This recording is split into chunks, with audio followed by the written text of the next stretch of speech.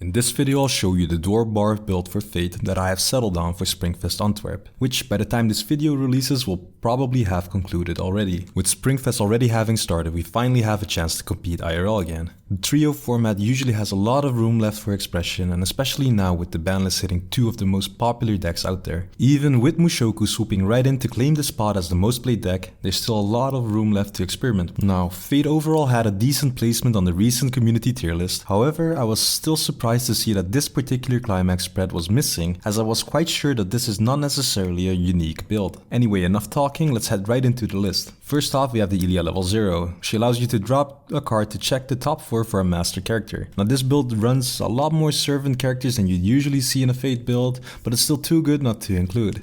She still allows you to grab the most important pieces while also milling the deck and setting up free freshes, which are also included of course. Then we run 4 copies of the Clock Reverse Sakura. Now this build runs 0 copies of the Shiro Encore Giver, as we need to get our pluses from somewhere else. This card is super solid in that regard, serving as a guaranteed plus, as well as a removal tool and our main green color fix for the early game. You can also run this in tandem with the Shiro of course, if you can manage to squeeze it in somehow, because the space in this build is pretty tight. The Shiro is by no means bad, in fact it's still an insane card, I just did not think it was necessary in this particular build. We then have 3 copies of the Sakura Brainstorm, which is nothing too special. We do have bars in this deck, so the first effect is not wasted, and we really want to have a green character that can stay on the board consistently. Next we have the Saber Drop Searcher, which serves as an alternative hand fix, as well as an alternative turn 1 play, which makes her a super solid card. If she was Master Trade, I'd probably run more copies of her, but for now she's fine at 2 copies. I then include 2 copies of the Shiro and Rider, which is somewhat similar to Married Life profiles. This card can pump 1k on climax play,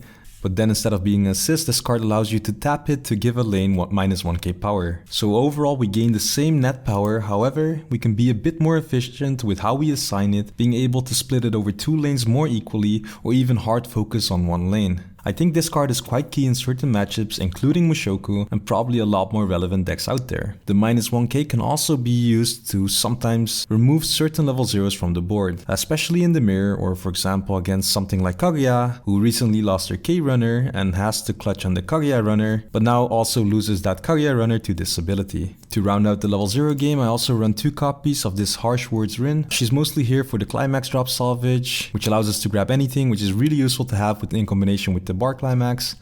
She can also mill an extra target into the waiting room, which gives you more options, and sometimes she'll end up giving you a free draw as well. At level 1 we run the Rin level 1 climax combo, which is a very nice card right now. Together with the Shiro Rider back row, we can easily contest multiple lanes against most boards at level 1, and no matter what we mill off of her climax combo, we can usually grab something useful since our level 0s are so toolboxy anyway. We then have 2 copies of the Amagirin. Most of her attacks are passive effects, and she can also sometimes serve as a pinch attacker. The check top 4 effect on climax play allows us to slam climaxes more often when necessary, which is also something that will happen more often due to us getting more climaxes into hand. I then include 1 copy of the 1-1 Rider, which is an Adachi profile. She's purely here because I do not run the level 0 Sakura Global that gives the clock swap ability on reverse, and I'm slightly worried about facing Bang Dream and Love Light Sunshine without such an effect, as those are 2 pretty strong decks right now. You could probably do without this card, but we'll have to see until the end of the tournament. And then finally, rounding out level 1, I run 2 copies of the stock swap event, which is the biggest reason that we wanted to have the green back row characters. It's a really strong ability to have at the cost of only 1 stock, compared to for example 3 stock that most level 0 stock swaps cost. At level 1, if you want to use this, you might be forced to play down an extra 0 to get this ability off, but from level 2 onwards this card should always be live and does always present a threat to your opponent. Moving on to level 2, we have 3 copies of the Free Fresh, which speaks for itself to be honest. You should be able to resolve this multiple times per game with this deck's insane deck speed.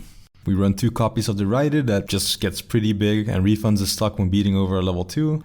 This reaches like 13k on its own, up to 16k with a climax in our back row, which is more than enough to beat almost anything. And then finally we run 2 copies of the Trait Deleting Stun Locking Rider. This card is pretty insane in the current standby heavy meta, as most good standby targets rely on board conditions to gain power. This pretty much removes all power gained through those abilities, as well as potentially locking a standby target that the opponent placed on the back row, making your opponent's game plan be delayed by at least a turn. Against Mushoku for example, deleting the 6-sided world trait means even your level 1 Rins can start reaching over their level 2 plus characters, which is really high value.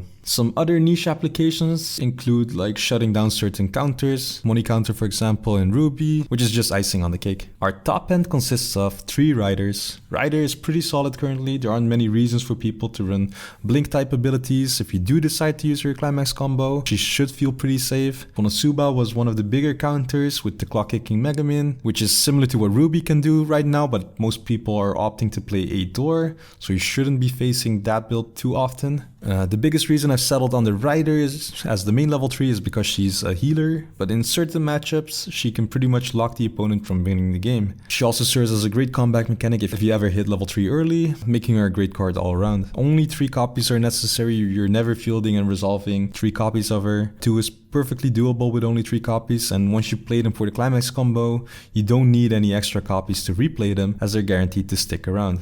We then have 2 copies of the Sakura Assist. Having this pretty much guarantees the rider will skill over anything, guaranteeing that she stays on the board when you use your climax combo. She can also grab you a copy of any card from the waiting room and pays itself back over the following 2 turns. Having this card in the back row and 2 riders means that you can keep looping rider combo for as long as you keep managing to get the climax. Then we have 2 copies of the Dark Sakura, which gives us the option to go for a more explosive finisher, as her burn is not tied to the climax combo, but only the stock refund is. She can also dig for a climax or other pieces when necessary in a pinch. And finally, to round out the build, we have 2 copies of the Ilya healer, which is just there as an alternative healer for level 3. She just makes the math work out slightly better when spending stock on either top end, making it so that we can heal down while also having enough stock to spend on either the Dark Sakura or double rider.